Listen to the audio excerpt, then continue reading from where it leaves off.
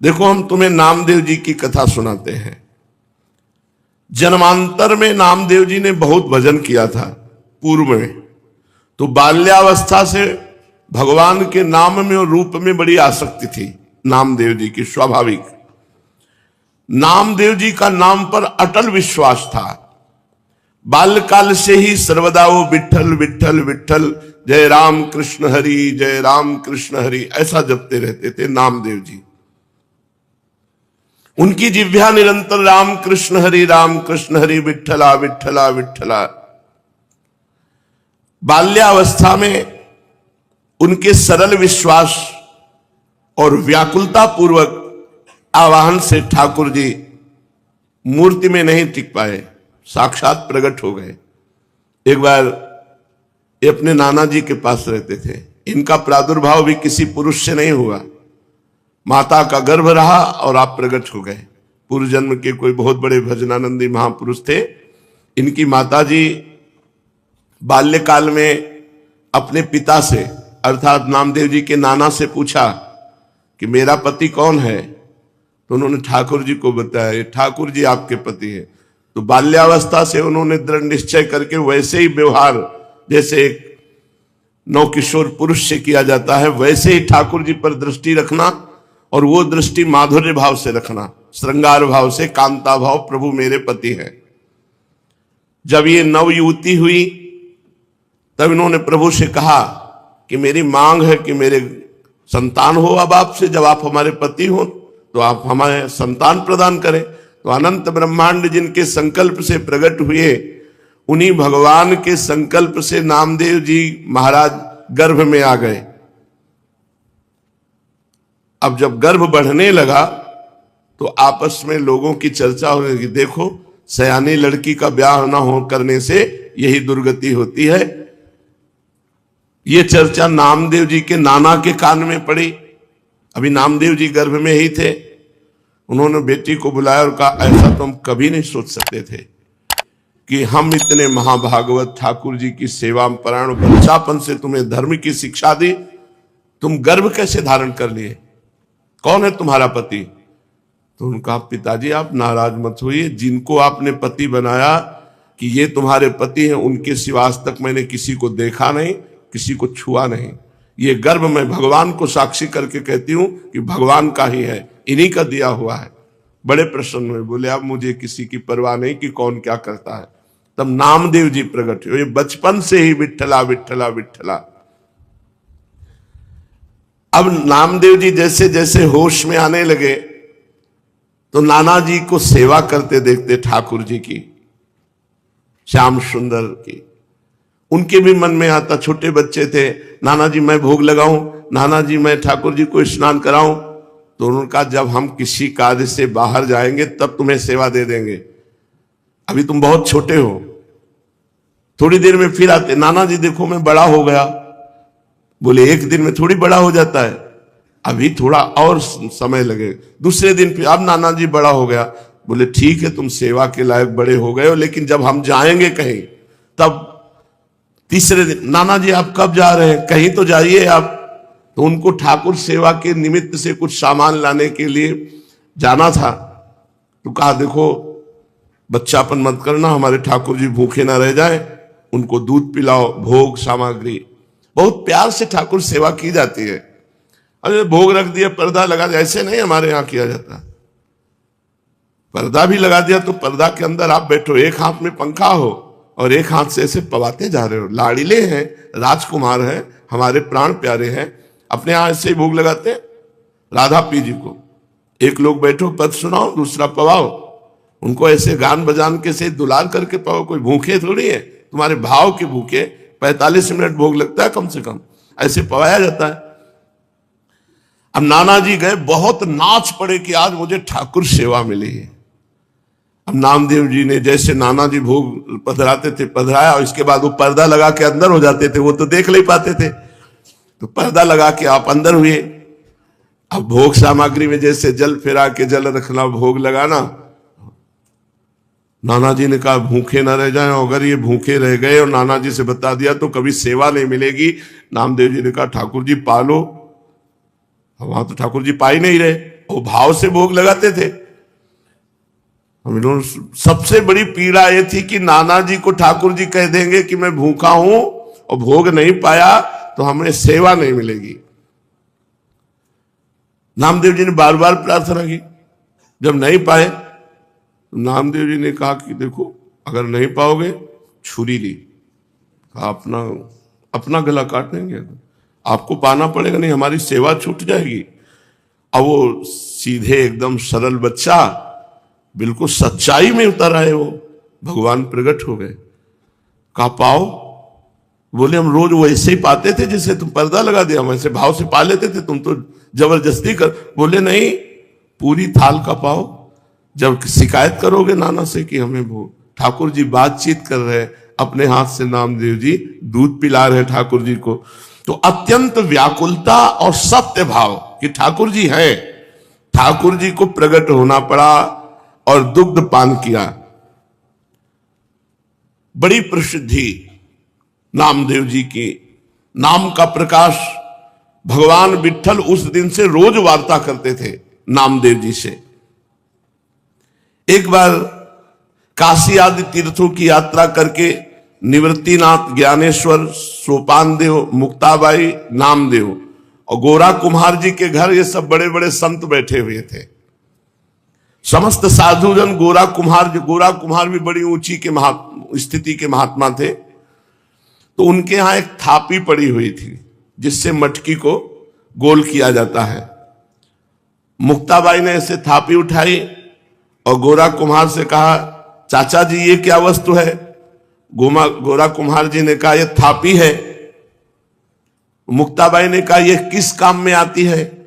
गोरा कुम्हार ने कहा इससे मिट्टी के घड़े को ठोक ठोक करके देखा जाता है कि पक्का हो गया कि कच्चा भी है। मुक्ताबाई ने कहा अच्छा, इससे देख करके पता चलता है पीट करके कि घड़ा पक्का है या कच्चा? तो मैं देखूं घड़ा पक्का है कि कच्चा? तो उनका देख लो। उन्होंने समझा घड़े की बात। उन्होंने ज्ञानदेव, सोपानदेव, एकनाथ जी, बड़े बड़े भक्त जो बैठे थे, सब कैसे थापी मारी, कोई नहीं बोला। जब नामदेव जी के थापी मारी तो उन्होंने कहा ये क्या है, ये क्या खिलवाड़ कर रहे हो, सर पे थापी मार। बोले चाचा ये घड़ा कच्चा है। ये बोल पड़ा ये घड़ा कच्चा है। तो सब संत हंस दिए और गोरा कुम्हार जी भी हंस दिए और कहा अच्छी बात है, कच्चे हैं नामदेव। गोरा कुम्हार ने जब कहा कि हां कच्चा, तो नामदेव जी को बड़ा सकुच लगा, एक अपमान जैसा प्रतीत हुआ और वे क्रुद्ध हो गए। उन्होंने कहा दोबारा थापी हमारे माथे पे मत मार देना। और सब लोगों ने हमें कच्चा क्यों कहा? यह अन्यायपूर्ण क्रिया साधु होकर के ऐसा थोड़ी किया जाता है, नामदेव जी ने कहा। गोरा कुमार और अन्य साधुओं के मस्तक पर जब थापी थप थप करके लगी तो किसी ने नहीं बोला, लेकिन नामदेव जी को गुस्सा आ गया और नामदेव जी ने ऐसा बोला। गोरा कुम्हार जी ने कहा यह कच्चा घड़ा पक्का है, मतलब इसमें संशय नहीं है, नामदेव जी कच्चे साधु हैं। अब उनको और सब संतों के बीच में ऐसा जब कहा तो हृदय में बड़ा चुभा। नामदेव बुरा मत मानना, तुम भक्त अवश्य हो, इसमें कोई संशय नहीं, पर अभी तुम्हारे अभिमान को कोई चोट नहीं पहुंचाया, अभी तुम्हारा अभिमान सुरक्षित है, इसलिए तुम कच्चे साधु हो। ठाकुर जी के पास वो एकांत में गए विट्ठल भगवान से, और विट्ठल भगवान से कहा कि सब लोग हमको कच्चा कह रहे हैं, तो मैं कहां से कच्चा हूं? कह रहे तुम्हारे अंदर अभिमान है। हमने वहां सभा में पूछा कि तुम कैसे कह सकते हो मैं कच्चा हूं? तो हमें जब भगवान साक्षात हमसे बात करते हैं तो कच्चा कैसे? तो उन्होंने कहा तुम निगूढ़ा हो, तुमने अभी तक गुरु नहीं बनाया, इसलिए तुम कच्चे हो। तो मैं आपसे ये पूछ रहा हूं कि गुरु का कार्य क्या होता है, आपसे मिला देना हो। आप रोज हमसे बात करते हो, तो हमें गुरु की क्या आवश्यकता है? नामदेव जी ने कहा। नामदेव जी अत्यंत दुखी पंढरपुर भगवान श्री विट्ठल जी से ऐसी जब प्रार्थना की तो विट्ठल भगवान ने कहा कि जो संतों ने निर्णय किया वो सच्चा निर्णय किया है, तुम अभी कच्चे हो, अब तो और जलन पैदा हो गई। अभी तक तो संत कह रहे थे, भगवंत भी कह रहे हैं, तो प्रभु बताओ मैं पक्का कब होऊंगा? क्योंकि मैंने आपके सिवा किसी को कुछ नहीं माना, आप ही सब कुछ हमारे हो। देखो, जब तक तुम गुरु को स्वीकार नहीं करोगे तब तक तुम चाहे हमारे गले लगो, हमसे बात करो, हमारे संग खेलो, तो भी तुम कच्चे ही रहोगे। हम तुम्हारे साथ सदैव रहते हैं, किंतु इस पर भी तुम्हें किसी मनुष्य देहधारी पुरुष को गुरु रूप स्वीकार करके उसके सम्मुख साष्टांग दंडवत होकर उसकी शिक्षा ग्रहण किए बिना तुम पक्के साधु नहीं हो सकते। क्योंकि तुम्हारा अहंकार जो कहते सुरक्षित है। जब गुरुदेव के चरणों में साष्टांग लौटोगे और उनके वचन सुनोगे तब तुम्हारा अहंकार नष्ट होगा। अतएव तुम गुरु का वर्ण करो। तो नामदेव जी ने कहा कि प्रभु मैं कहां गुरु खोजूं, किसको गुरु बनाऊं? तो कहा जाओ, सामने जंगल है, उसमें एक भगवान शंकर का मंदिर है, उसमें एक विशोबा खेचर नाम के महापुरुष पड़े हुए हैं, उनको गुरु रूप में वरण कर लो। वहां गए, बड़ी विचित्र दशा देखी। वो बड़े अवधूत कोटि के महापुरुष, भगवान शंकर के पिंड पर जो चिन्ह है शिवलिंग, उस पे तो पैर रखे हुए हैं और डेहरी पे सर रखे हुए आराम से सो रहे हैं। नामदेव जी गए, उन्होंने कहा कि इनको क्या गुरु बनाए, ये तो साधारण वैष्णव धर्म को भी नहीं जानते हैं। शिवलिंग पर पैर रखे हैं और डेहरी पर सिर रखे हैं। कहा महात्मा शिव जी से पैर हटाइए। तो आंख खोल के देखा और कहा बेटा जहां शिव ना हो वहां पैर रख दो। इस बात को समझ नहीं पाए कि कण कण शिव स्वरूप है, कोई ऐसा कण नहीं जहां शिव ना हो। उन्होंने पैर पकड़ा और हटाया, जे ही हटाया तो वहां दूसरा शिवलिंग, जिधर हटाते उधर शिवलिंग, क्योंकि सिद्ध महापुरुष ओहो चरणों में गिर गए। कहा बेटा कोई कण ऐसा नहीं जहां भगवान ना हो। बस नामदेव जी के हृदय में ये बात बैठ गई, कोई कण ऐसा नहीं है जहां भगवान नहीं, सर्वत्र भगवान है। नामदेव जी को उपदेश दिया। नामदेव जी ने विशोबा जी के चरणों में आत्मसमर्पण कर दिया। नामदेव जी विट्ठल भगवान को केवल मंदिर में ही मानते थे। एक दिन एक कुत्ता वो ठाकुर जी के लिए भोग बना रहे थे, रोटी बना के ऐसे रखी, घी गरम कर रहे थे, वो रोटी लेके भागा। गुरुदेव की बात याद आई, कोई कण ऐसा नहीं जहां श्री भगवान ना हो। तो कुत्ते में भी भगवान है। कटोरा घी का लेके पीछे भागे चले जा रहे, प्रभु रूखी मत खाओ, घी चुपड़ा लो। नाथ अब हमसे छुप नहीं सकते, गुरुदेव की कृपा हो गई, आप ही हो। कुत्ते में भगवान को ढूंढ लिया। भगवान विट्ठल भगवान कुत्ते से प्रकट हो गए और कहा देखा गुरु कृपा देखी, मैं ही मुक्ताबाई के हृदय में बैठकर तुम्हारे थाप मार रहा था, तो तुमने मुक्ताबाई में मुझे न देखकर मंदिर में आके शिकायत की, और आज गुरु कृपा हो गई तो कुत्ते में तुमने मेरे को पा लिया, कुत्ते में मेरा साक्षात्कार कर लिया। तो गुरु कृपा विशिष्ट है, केवल ग्रंथ से देखकर मंत्र पढ़ने से भगवत प्राप्ति नहीं होती, गुरु कृपा से होती। 6 महीने में भगवत प्राप्ति कर ली ध्रुव जी ने, क्योंकि नारद जी जैसे समर्थ गुरु द्वादशाक्षर मंत्र का उपदेश किया।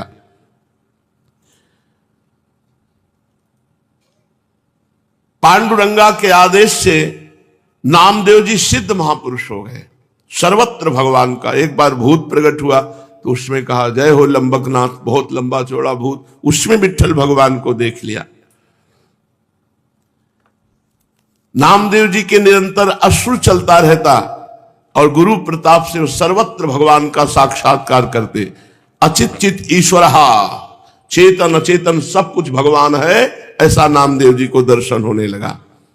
व्यास पाराशर आदि महर्षि गण ने चेतन अचेतन सब कुछ भगवत स्वरूप लिखा, भगवत स्वरूप देखा। इसलिए नित्य गुरु की आज्ञा में रहे।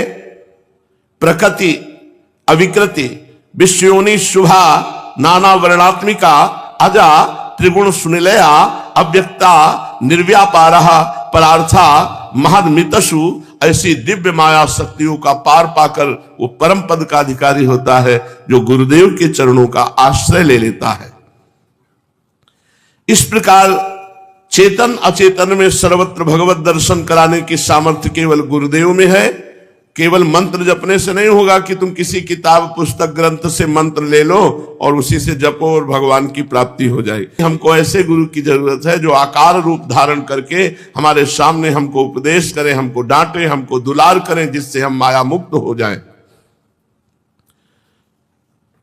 शिष्यस्य तद्दिनम देवी कोटि सूर्य ग्रह समहा चंद्र ग्रहण कालम ही तद्दिनम वरवर्णिनी गुरोर दर्शन मात्रेण सर्व पापै प्रमुच्यते तत्क्षणात् चलापांगी दानम कुर्याद् विचक्षयाः।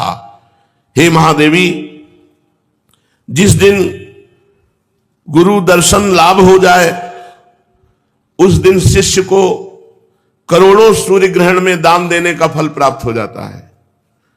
हे श्रेष्ठ वर्ण वाली देवी, शिष्य के लिए वो महान चंद्र ग्रहण के समय किया हुआ दान का फल है जब गुरुदेव से संभाषण कर लें। गुरुदेव के दर्शन मात्र से करोड़ों सूर्य ग्रहण में जो दान किया जाता है वो फल प्राप्त होता है। गुरु संभाषण कर ले, गुरुदेव बात हमसे कर ले, शिष्य पाप मुक्त हो जाता है। हे चंचलांगी, विचक्षण व्यक्ति को तत्काल ही धन, शरीर बल और विविध प्रकार की सेवाओं के द्वारा गुरु को प्रसन्न कर लेना चाहिए। वही बुद्धिमान पुरुष है जो प्राण, धन, तन, मन के द्वारा अपने गुरुदेव को प्रसन्न कर ले। गुरोः सेवा, गुरोर् व्यानम, गुरोः स्तोत्रम, गुरोर् जपा, गुरोः पूजा, गुरोः तिग्निर, गुरोर् भक्तिर नृणाम यदि। हे देवी, गुरु सेवा के द्वारा गुरुदेव का ध्यान करते हुए, गुरु का स्तवन करते हुए, गुरुदेव के द्वारा दिए हुए मंत्र का जप करते हुए और गुरु पूजा करते हुए, गुरु को तृप्त करते हुए कुछ भी प्राप्त कर सकता है जीव, कुछ भी प्राप्त कर सकता है। अवश्य वो सिद्ध पुरुष हो जाता है, वो जीवन मुक्त हो जाता है जो गुरुदेव की सेवा, पूजा, ध्यान। ध्यान मूलम गुरु मूर्ति, पूजा मूलम गुरु पदम, मंत्र मूलम गुरु वाक्यम, मोक्ष मूलम गुरु कृपा।